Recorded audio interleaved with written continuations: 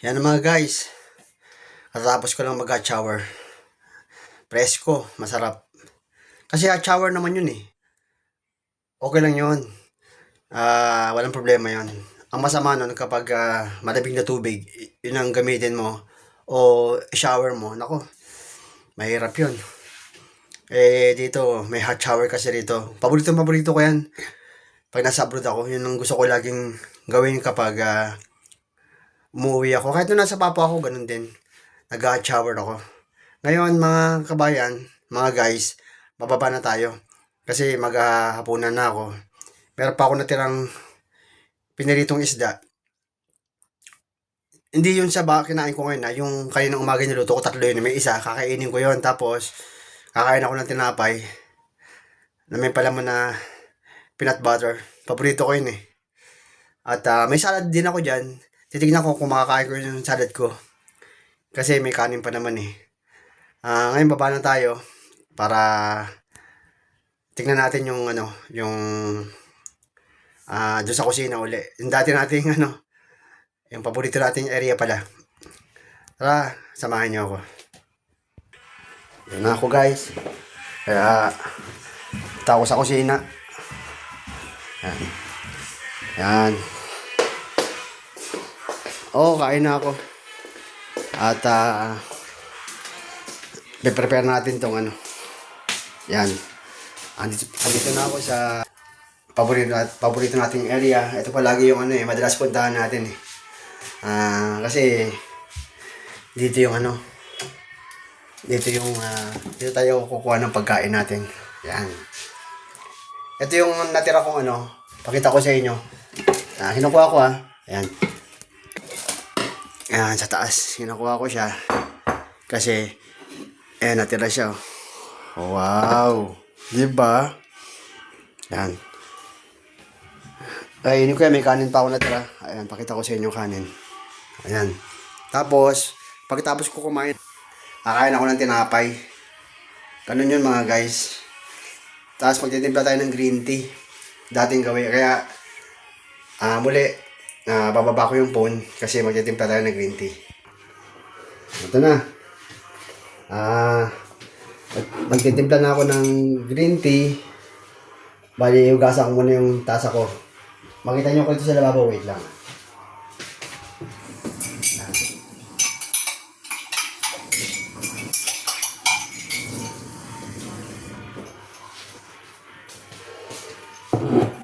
Yan mga kabayan. Dito na ako. Tapos kukunin natin yung green tea. Ayan. Ating gawin. Kasi bumili pala ako ng panibagong carnation. Paborito ko to yan. Pinapromote na naman natin Baka makita ng ng carnation Sure. Ayun nila pinapromote ko sila, di ba? Ayan. Meron pa ako dito kasi masarap talaga yung nito. Kaya nga sa mga evaporated milk, mahal to eh. Yan, pupunta ako doon sa balik ako mga guys kasi nandun yung isang bukas na carnation. Ito lang, malapit lang naman eh. Wala pang 5 seconds. Diba, ang bilis ko? Yan, ito na.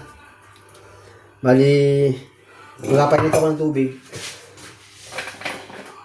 Lalagyan ko to. May laman pa naman kasi lagyan ko na para di masira. Kasi pag konti na matutuyo, di ba? Lagyan natin ng tubig, damihan natin.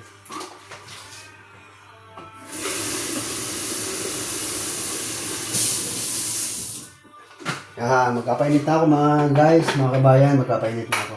Yan. Tapos, habang nagpapainit ako, hugasan ko muna itong maunan ko. At yung kanin ko kunin ko kasi nagugutom talaga ako. Kasi yung kinakain ko ngayon.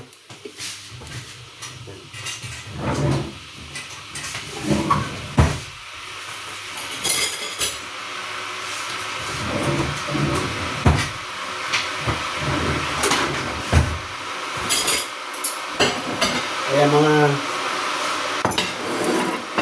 guys, mga kabayan, bali meron ako nabibilang isda. Bali, mapapadalas ng kain ko na isda. Merong malaking tilapia. Malaki. Bibili rin ako nun.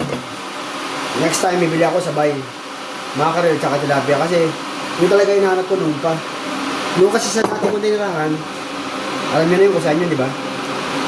Sa Wolverhampton. Bali, wala akong bilis isda dun. Wala talaga mga guys, wala. Kaya, dito lang kasi medyo malayo lang, maglalakad ako. Okay lang sa akin yun kasi nga nag-vlog nga ako eh. Talagang gagawin ko yun kasi dahil nga araw-araw ako nag-vlog, di ba? Kasi yun nga sabi ko sa inyo, kailangan ko i-dokumento yung buhay ko dito.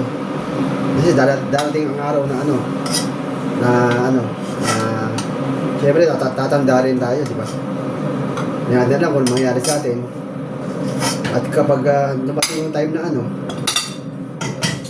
na siguro kung pauwi na tayo, di makikita natin yung mga videos na i-upload natin.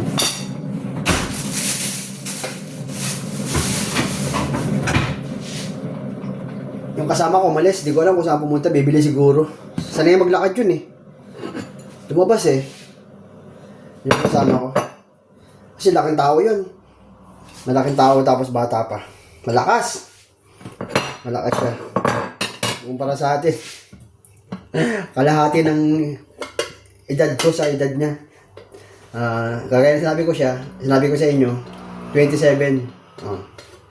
Yun.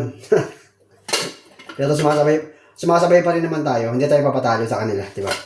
Kasi tayo mga Pilipino alam mo naman, malalakas. Di ba? Tayo mga Pilipino malalakas. Bali, mga guys, mga kabayan, hugasan ko muna. Tapos kwentuhan tayo habang naghugas. Yan. Kita nyo ba? Okay lang ako itapat yung camera konti. Tapat ko ng konti sa lababo. Yan. Ganyan lagi pag nag-upload ako minsan nagagalaw ako kasi nga kailangan natin i-adjust para makita nyo ang angulo. Bali bukas may gagawin daw kami. Yung gate sa lumang care homes. Ibig sabihin hindi luma. Luma na rin pala kasi nakita ko luma. Pero binenta sa may-ari yun. Binenta sa kumpanya ng pinapasukan ko. Laki.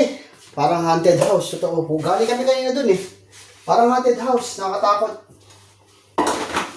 Gagawin namin yung gate. Kasi parang pinapasok ata. Baka nanakawan yung yung care homes. Pero walang laman. Walang abandonado na yun.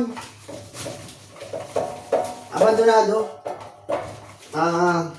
Siguro yung may-ari nun, siguro baka gusto na tumigil si business, matanda na. Baka binenta niya yung ari-arian niya. Yung may-ari ng kumpanya namin sobrang, kumbaga talagang kaya niya lang bumili ng ari-arian. Ngayon, pagkakaalam ko doon, i-renovate yun.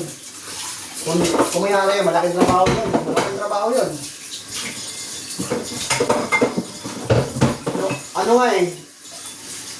Sayang binidyohan ko siya. Binidyohan ko Tapos huli ko na nabidyohan. Kasi parang haunted nga siya Parang haunted house siya. Haunted homes kung tawagin. Ang daming kwarto. Tapos ang dilim. Parang habang naglalakad kami kanina, parang may tao dun sa loob Parang nakaramdaman ko na naman.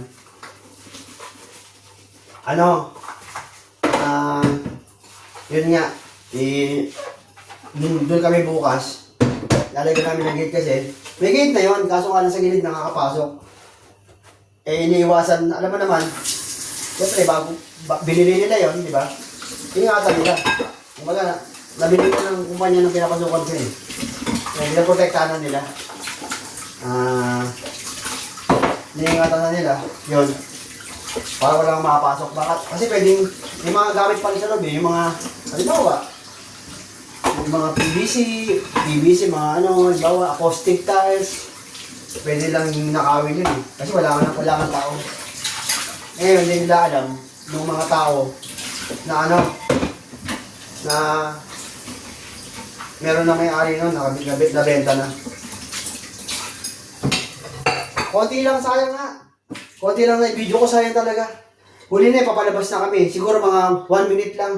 Ang dilim, makikita nyo. Pero, hindi ko alam kung ma-upload ko yun kasi madilim eh. Mangyari sa atin, para tayong yung gaya ng ibang mga vlogger na nagpupunta sa mga di ba, sa mga nagbablog sila. Pinupuntahan nila yung mga lugar na nakakatakot. Di ba meron ka ng mga vlogger? Tsaka binidyo ko yun ng yung mode na ano ba tawag yun? Hindi siya full screen eh. Pang TikTok mode. Binidyo ko siya ng ganun, pang TikTok mode. Kaya, baka di ko rin i-upload. Siguro, titignan ko. Bali guys, ito na. Tuloy natin yung yung kwentuhan natin. Kukunin ko yung yung honey. Yan. Honey. Tapos, kunin ko yung honey. Tapos lalagyan ko na itong mainit, lagyan ko na siya. Yan. Pupunin ko. Kasi masarap uminom na mainit ngayon kasi ang lamig dito. Taglamig na pala dito. Ito na. Nararanasan ko na. Ngayon na pala yun, yung taglamig. Kaya pala. Pero parang nasasanay na rin ako. Nasasanay na rin ako mga guys. Kasi nung dumating ako dito, yung unang pasok ko dyan, paglabas ko doon sa airport, malamig na talaga. Sabi ko, siyempre nangangapa ako. First time ko kasi ganito pala rito sa England. Malamig pala talaga. Totoo pala, malamig ang klima rito. Yun, habang tumatagal, siyempre na-adapt mo na, di ba? Nakakasabay ka na sa kanila. Kaya, ayun. Medyo nasasanay na. Pero nakadoble pa rin ako eh. Nakadoble pa rin ako ng damit.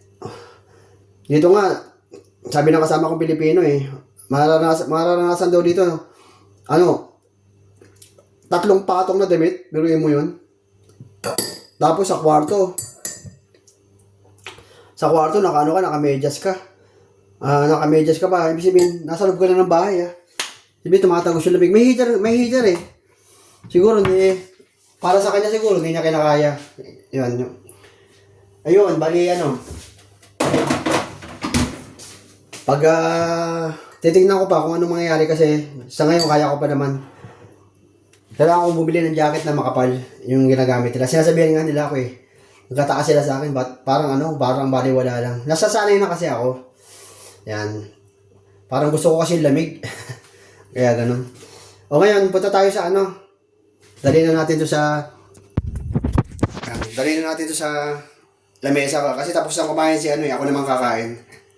And, punta tayo ron. Unang dadalhin ko itong green tea ko. Pinuno ko talaga yan. Kasi gusto kong minom na mainit. Dinamihan ko naman yung gatas Yan. Punta tayo doon. Dahan-dahan na kasi baka matapon. Yan. Samahan nyo ako guys. Kumain. Balik tayo sa kusina. Yan. Balik tayo sa kusina. Yan. Kunin naman natin yung kanin. Tapos, dali natin doon. Siyempre, isa-isa lang kasi hawak ko cellphone Paano tayo makapag-vlog niya kung diba? Tapos, yung isda naman. Yan. Isda. Okay. Yan. Liwanag, no? Kasi binuksan ko yung ilaw Isda. Yan. Masarap sana itong Kuha ko ng toyo tsuka. Sarap. Buti na naalala ko mga guys. Tayo mga Pilipino may sa ganun May sili nga ako dyan Pwede ko lagyan ng sili. Yan. Ito lang, kukuha ko ng sausawan. Yan. Baba natin yung phone. Dating gawin. Yan. Ganyan lang. Dating gawin lang. Kumbaga, ito meron ako Ayun. Kasi, masarap yung isda mga karel. Meron pa ako dyang stock. Tapos next time, dadamihan ko na. Sarap pala ng mga karel Sabi ng misis ko, hindi daw kailangan ko kainin mga karel. Para sa akin kasi nga, medyo mataas yung blood sugar natin. Tsaka, yung ano, yung hindi naman high blood pero mataas yung cholesterol. Pero ngayon nabawasan na yun. Nabawasan na. Kasi umaga, ina-adjust ko na yung pagkain ko. Dati kasi nga, na puro karne ako noon. Nakwento ko na sa inyo, di ba, yung nasa Papua ako. Almost 4 years, puro red meat. Lang niya, buti nga, nabuhay pa ako eh. Hirap nun. Di ba? Pero meron din namang gulay, pero ibig sabihin, madalas yun eh. Kasi nga, libre kami pagkain eh. Kaya, nung time na yun, minsan pag sweldo, namamalengke na rin ako. Namamalengke ako, pero kung ano lang, yung mga gusto ko lang kainin kasi nga, siyempre libre ako, di ba? Sayang naman yung binibigay niya ng pagkain, pero yung tawag dito, puro karne ako nun eh. Minsan lang may gulay din sila. Pero hindi nawawala araw-araw sa kanila yung baka. Kasi doon sa Papua kasi, maraming baka doon kasi alam niyo kung bakit. Yan ah. Sasabihin ko sa inyo kung bakit. Yung may-ari ng Philippine Airlines. Sino ba yung may-ari ng Philippine Airlines? Nakalimutan ko na kasi si Henry C. sa may-ari ng SM eh.